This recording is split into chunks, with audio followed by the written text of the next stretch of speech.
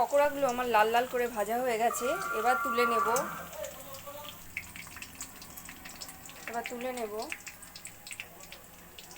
Chilli চিকেনের জন্য আমার সব পকোড়াগুলো ভাজা হয়ে গেছে।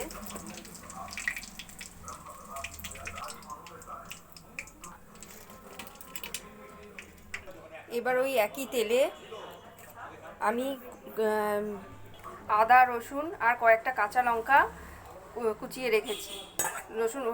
কাঁচা লঙ্কাটা আমি এইভাবে চিড়ে নিয়েছি, আর রসুনটা এরকম ছোট ছোট করে কুচিয়ে নিয়েছি, আদাটাও একটু কুচিয়ে নিয়েছি। এবার ওই তেলের মধ্যে আমি এগুলো ফোড়ন দিয়ে দেব। প্রথমে আদাটা আমি দেব, এরপর রসুন কুচিটাও দিয়ে দেব। আদা রসুনের খুব সুন্দর একটা গন্ধ বেরোলে এরপর আমি পেঁয়াজ কেটে রেখেছি, এইভাবে পেঁয়াজগুলোকে আমি ছাড়িয়ে রেখেছি। এরপর ক্যাপসিকাম আমি এইভাবে কেটে রেখেছি। এবার পেঁয়াজগুলো আমি দিয়ে দেব। পেঁয়াজটা কিছুক্ষণ ভাজা ভাজা হলে আমি ক্যাপসিকামটা দিয়ে দেব। পেঁয়াজ আমার হালকা লাল লাল হয়ে গেছে, এবার ক্যাপসিকাম দিয়ে দেব।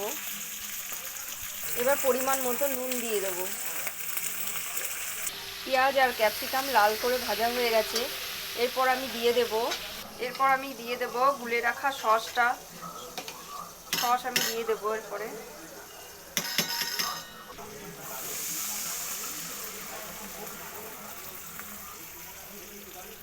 ঢেকে রেখে দেব যতক্ষণ পর্যন্ত ফুটে না ওঠে।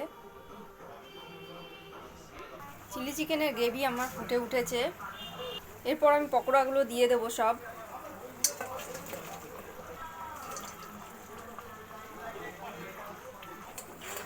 ভালো করে একটু নাড়িয়ে নেব। এবার গুলে রাখা কর্নফ্লাওয়ারটা আমি দিয়ে দেবো চিলি চিকেনের ওপর দিয়ে।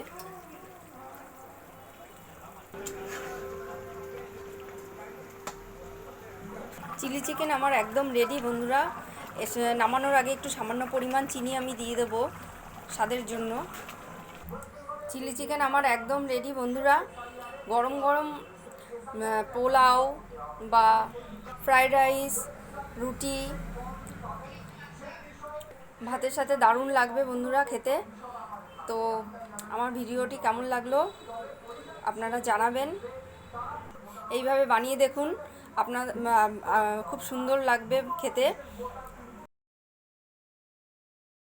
আপনারাও এইভাবে বানিয়ে দেখুন, ভালো লাগবে বন্ধুরা। তো আমার ভিডিওটি কেমন লাগলো, ভালো লাগলে লাইক শেয়ার কমেন্ট সাবস্ক্রাইব করে দেবেন। তো আজকের মতো বন্ধুরা এই পর্যন্ত, টাটা।